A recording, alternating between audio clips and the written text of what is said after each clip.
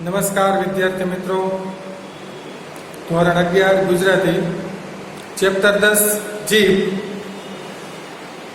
લેખક જ્યોતિન્દ્ર દવે, સાહિત્ય પ્રકાર હાસ્ય નિબંધ. આ ચેપ્ટરના આ ત્રીજા વિડીયો લેક્ચરની શરૂઆત કરીએ પહેલાં અગાઉના બંને વિડીયો લેક્ચરમાં આપણે જીભના કાર્યો, જીભ દ્વારા વ્યક્તિની ઓળખ, જીભની સરખામણી લેખકે જે સ્ત્રી સાથે કરી છે, ત્યારબાદ જે સમાજની વર્ણ વ્યવસ્થા હતી પહેલાં કદાચ જીભના આધારે, બોલવાના કાર્યના આધારે કદાચ થઈ હશે, અને ત્યારબાદ જીભથી મનુષ્ય કયા ગામનો છે, કયા પ્રદેશનો છે, એના બોલવાની રીતભાત પરથી, એના ભાષા પ્રયોગ દ્વારા આપણને ખ્યાલ આવે છે. છેલ્લે આપણે ત્યાં સુધી વાત કરી હતી. આ વાતને ફરી આપણે ટેક્સ્ટ બુકના ચેપ્ટર મુજબ આગળ વધારીએ. છેલ્લે ભરૂચવાસી અળની જગ્યાએ જે લનો પ્રયોગ કરે છે અને બે વ્યક્તિ વચ્ચે જે શાબ્દિક યુદ્ધ થાય છે, બોલચાલ જે થાય છે, એમાં લેખકે જે ભાષા પ્રયોગ દ્વારા વ્યક્તિના પ્રદેશનો ખ્યાલ, વ્યક્તિ કયા ગામનો છે એ પણ ખ્યાલ સહેજે આવી જાય છે, એની વાત કરી હતી. ત્યાંથી ફરી આ ચેપ્ટર આગળ વધારીએ.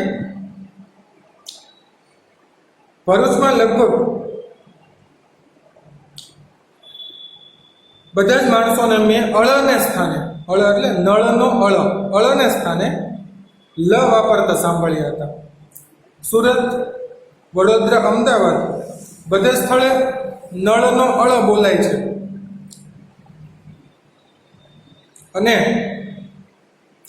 તે ભરૂચમાં કેમ બોલતા નથી? એ ઉચ્ચાર શાસ્ત્રનો, ઉચ્ચાર એટલે ઉચ્ચારણ, જે જીભ દ્વારા આપણે શબ્દો બોલીએ છીએ, નો વિષમ કોયડો છે. એટલે કે ઉકેલી ન શકાય એવો આ એક વિષમ કોયડો છે. વિષમ એટલે અઘરો, ઉકેલી ન શકાય એવી વાત કે ભાઈ અમદાવાદ, સુરત, વડોદરામાં બધા નળનો અળ બોલે છે, તો ભરૂચવાળા અળનો કેમ લ બોલે છે? એ કે હું સમજી શક્યો નહીં. મને લાગે છે કે બાળપોથીમાં નળનું ચિત્ર આપી તે પરથી અળકાર શીખવવામાં આવે છે, ને ભરૂચમાં નળ નથી. જો અહીં હાસ્ય જોયું છે, તેથી કદાચ ભરૂચવાસીઓને નળની સાથે અળનો પણ બહિષ્કાર કર્યો હશે, પણ એ સાથે આપણે જાજી લેવા દેવા નથી. કે પછી એમ બાળપોથી ચિત્ર દ્વારા જે આપણને કથિત ન શીખવવામાં આવે છે, મૂળાક્ષરો, એમ કે ભરૂચમાં કદાચ નળ નથી, એટલે કે કોર્પોરેશનને જે આપણે નળનું પાણી આવે કદાચ નહીં હોય, એટલે કદાચ આ લોકો નળનો અળ શીખી શક્યા નથી અથવા ઉપયોગ કરતા નથી. એ જે કાંઈ હોય, પણ અહીં હાસ્ય જોયું છે, આપણે એની સાથે જાજી લેવા દેવા નથી. પણ મૂળ વાત, વ્યક્તિના ભાષા પ્રયોગ પરથી વ્યક્તિ ક્યાં ગામ કે પ્રદેશનો એ ચોક્કસ નક્કી થાય છે.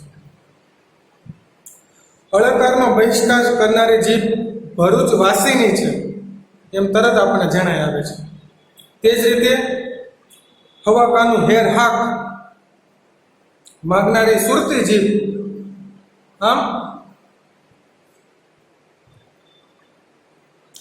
સની જગ્યાએ જે હનો પ્રયોગ કરે છે, સવાકાનું શેરશાહ, આમ જે સની જગ્યાએ હા બોલે છે હંમેશા સુરતી લોકો. સડકું ખોદીએ છીએ ને રાબુ પીએ છીએ, છત્રીનો છ એની જગ્યાએ સનો જે પ્રયોગ કરે, સગડીના સનો, એમ કહેનારી કાઠિયાવાડી જીભ પણ પોતાના નિવાસ સ્થાનની કે પોતે કયા પ્રદેશના છે એ તરત જ આપણને ખ્યાલ આપી દે છે. આમ વ્યક્તિના ઉચ્ચારણ પરથી, ભાષા પ્રયોગ પરથી, બોલવાની રીત પરથી માણસ કયા ગામ કે પ્રદેશનો છે પણ સહેજે ખ્યાલ આવી જાય છે. હવે આગળની વાત, જીભની કુતૂહલ પ્રિયતાને છિદ્રાન્વેષી પણ અદ્ભુત છે. જીભની જે કુતૂહલ પ્રિયતા છે, જાણવાની જેની વૃત્તિ છે, કુતૂહલતા, નવાઈ, એક તો દરેક બાબતની નવાઈ, અને બીજું છિદ્રાન્વેષી, હંમેશા બીજાની ભૂલ શોધવાનું કાર્ય જીભ કરે છે. દાંતના ખૂણે ખૂણામાં એ ફરી વળે છે, જેમાં પછી અથવા જમતા ક્યાંય તમને ખ્યાલ હશે દાંતમાં ક્યાંય જો સેજે પણ રહી ગયું છે તો તરત જીભ છે એ જ્યાં સુધી નીકળશે નહીં ત્યાં સુધી શું કરશે, એ ત્યાં વારંવાર જશે. એક ઝીણી સરખી કરચ દાંતમાં ગમે ત્યાં સંતાન ભરાઈને બેઠી હોય તો એને શોધી કાઢે અને શોધી કાઢે ત્યારે જે જંપે છે, નિરાત લે છે. એ વિષયમાં પણ એ અબળા વર્ગ સાથે હરીફાઈમાં ઉતરી શકે. વળી ફરી પાછી આ વાત સાથે સ્ત્રીની વાતને અહીં લેખક જોડે છે કે આ વાત જે છે દાંતમાં ક્યાંય જમતી વખતે દાંતમાં કશુંક રહી જાય છે તો જીભ છે એ શોધે છે અને એ શોધ્યા પછી નીકળે નહીં ત્યાં સુધી નિરાંત લેતી નથી. તો એ સરખામણી પાછી અહીં લેખકે સ્ત્રીઓ સાથે પણ કરે છે. અબળા વર્ગ એટલે સ્ત્રી વર્ગ સાથે. મોંમાં કાતરા પડ્યા હોય કે ચાંદી પડી હોય તો જીભ વારંવાર ત્યાં જવાની. મોંમાં ચાંદી પડી હોય તો જીભ છે વારંવાર ત્યાં સ્પર્શ કરશે. કૂતરા વગેરે પ્રાણીની જીભમાં ઘા રૂઝવવાની શક્તિ છે. તમે જોશો પશુઓને કે લાગી જાય તો વારંવાર જીભથી ચાટશે, એનાથી એને રૂઝ આવી જાય છે. શક્તિ પણ છે ઘાને રૂઝવવાની.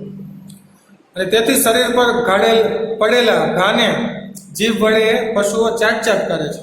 પણ ઉત્ક્રાંતિ ક્રમમાં પછી આગળના સમયમાં આગળ વધતા મનુષ્યની જીભમાંથી ઘા રૂઝવવાની શક્તિ જતી રહી અને તેને સ્થાને ઘા પડવાની અને પડેલા ઘા ચાટી વિશાળને ઊંડા બનાવવાની શક્તિ આવી.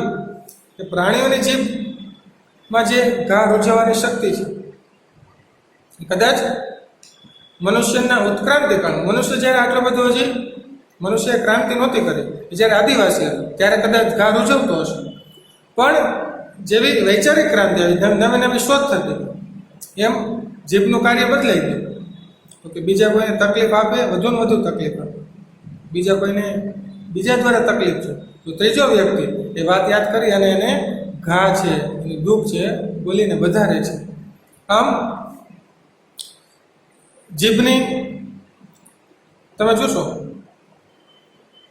અત્યાર સુધી આપણે ફક્ત જીભને જીભ તરીકે ઓળખતા, પણ અહીં કવિએ સૂક્ષ્મ દ્રષ્ટિથી જીભની તમે જોશો કેટલી બાબતો સાથે સરખામણી કરે છે અને દરેક બાબત પાછી સચોટ પણ છે અને સાથે હાસ્ય સાથે બોધ પણ. બીજા પ્રાણીઓ કરતાં મનુષ્યનું શ્રેષ્ઠત્વ તથા વિશિષ્ટત્વ એની જીભને લીધે છે.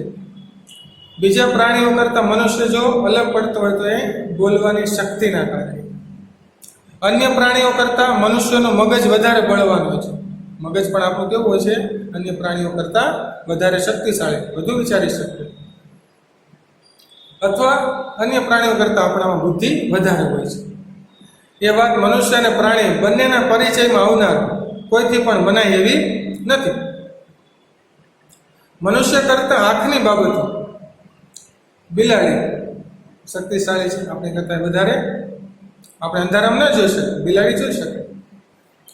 હાથની બાબતમાં ગોરીલો આપણા આંખની શક્તિ કરતા, જે ગોરીલો છે વાનર, આપણી હાથની શક્તિ કરતા એની હાથની શક્તિ વધારે છે.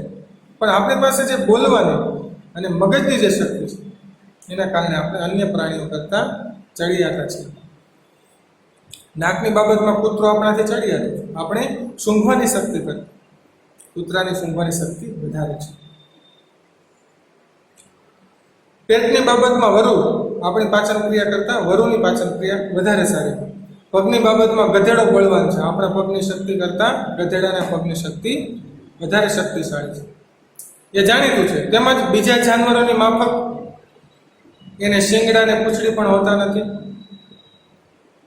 એ પરથી સમજાય છે કે મનુષ્ય કરતાં જીભ સિવાયની બીજી ઇન્દ્રિયોના વિષયમાં અન્ય પ્રાણીઓ કરતાં આપણે વધારે નસીબદાર છીએ. જીભની બાબત એ બોલી શકતા નથી, આપણે બોલી શકીએ છીએ, આપણું દુઃખ દર્દ શેર કરી શકીએ છીએ, જ્યારે પ્રાણીઓ કરી શકતા નથી. મનુષ્યનો ખરેખરો વિકાસ જીભના વિષયમાં થયો છે. કીડી, મંકોડા, વંદા આદિને જીભ હોતી જ નથી. સુખ દુઃખના ધ્વનિ પણ એ કાઢી શકતા નથી. એ સુખમાં છે કે દુઃખમાં એ બોલી શકતા નથી. બિલાડા, કૂતરા આદિ પશુઓને જીભ હોય છે, પણ તે માત્ર અમુક પ્રકારના ધ્વનિ કાઢી શકે, ફક્ત અવાજ કરી શકે, બોલી શકે નહીં, અવાજ કરી શકે. એથી ઉચ્ચ પ્રકારના પ્રાણીઓ જીભ વડે વિવિધ પ્રકારના ધ્વનિનું ઉચ્ચારણ કરી શકે. પોપટ વગેરે પક્ષીઓ કંઈક માણસના અવાજને મળતા આવે એવા પ્રકારના અમુક શબ્દો બોલી શકે છે. પરંતુ એક મનુષ્ય જેવું પ્રાણી છે જે જીભ વડે કોઈ પણ પ્રકારનો ધ્વનિ કાઢી શકે છે. દરેકનો આપણે ધ્વનિ કાઢી શકીએ, કોઈ પણ પશુ કે પક્ષીનો. પશુઓ પંખીઓ તેમ કરી શકતા નથી. માટે જ મનુષ્ય એવું પ્રાણી છે જે જીભ વડે કોઈ પણ પ્રકારનો ધ્વનિ કાઢી શકે છે. એટલે જ મનુષ્ય પશુ પંખી કરતા વધારે શ્રેષ્ઠ, ઉત્તમ અને ચડિયાતો ગણે છે. એક મનુષ્ય બીજા મનુષ્યને કૂતરો, ગધો, સુવર, હેવાન કહી શકે છે. જાનવરો એકબીજાને માણસ, આદમી, ઇન્સાન વગેરે કહીને ગાળ દઈ શકતા નથી. એટલે માણસ કરતા ઉતરતા નિમ્ન દરજાના છે. મનુષ્ય પોતાને શ્રેષ્ઠ કહી શકે છે જીભ વડે. બીજું કોઈ પણ પ્રાણી પોતાને શ્રેષ્ઠ કહી શકતું નથી. એ જ બતાવે છે કે મનુષ્યની શ્રેષ્ઠતા એના જીભના લીધે જ છે. હવે જોયું તો કે આપણે મગજ અને જીભથી અન્ય પશુ પંખીઓ કરતા ચડિયાતા છે. અમુક પ્રાણીઓ આપણા કરતા અમુક બાબતમાં ચડિયાતા છે, પણ એક જ બાબતમાં. આપણે જ્યારે દરેક બાબતમાં ચડિયાતા. કોઈ પક્ષી અમુક પ્રકારનો અવાજ કરી શકે, પણ આપણે દરેક પક્ષીના અવાજ કાઢી શકીએ ધારીએ તો. એટલે આપણી પાસે જે વિચારવાની શક્તિ છે, આપણી પાસે જે બુદ્ધિ છે, બોલવાની જે ક્ષમતા છે, એના કારણે આપણે પશુ પક્ષીઓ કરતા અનેક ગણા ચડિયાતા છીએ. એ વાત અહીં સાબિત થઈ છે. સમય અને સંજોગો ને અનુકૂળ થઈ જવાની જીભની શક્તિ પણ સ્ત્રીના જેટલી જ છે. ફરી અહીં જીભ પાસે જે શક્તિ છે, સમય અને જેવા સંજોગો એ પ્રમાણે એ વર્તન કરે છે. અહીં સ્ત્રી સાથે સરખામણી કરી છે. મનુષ્ય પોતાને પિતાના ઘરના વાતાવરણ કરતાં તદ્દન ભિન્ન પ્રકારના વાતાવરણમાં આવેલી નવોઢા એટલે નવપરિણીત સ્ત્રી નવીન પરિસ્થિતિને અનુકૂળ થઈ જાય.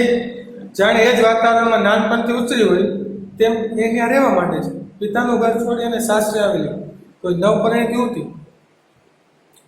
જાણે વર્ષોથી અહીં રહે છે, એવી રીતે એ પરિવાર સાથે હળી મળી જાય છે અને રહે છે.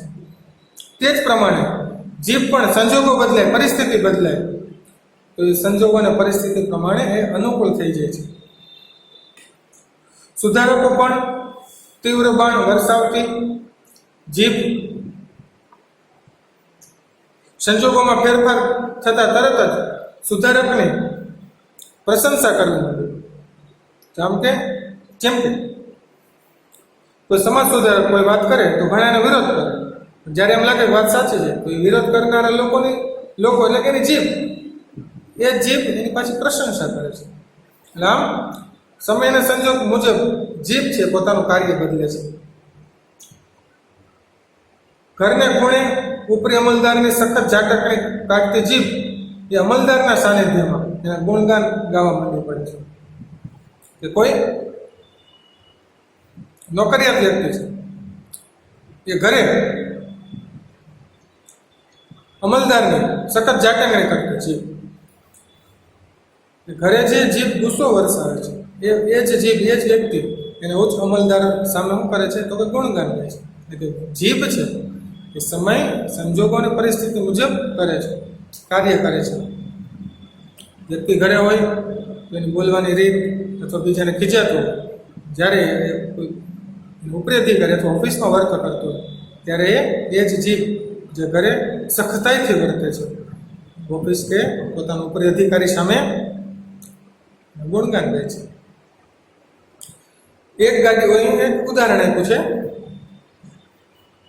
એક ગાડીવાળાએ એક નાના છોકરાને કંઈક વાકસર તમાચો માર્યો. છોકરો રડતો રડતો પોતાના પિતા પાસે ગયો.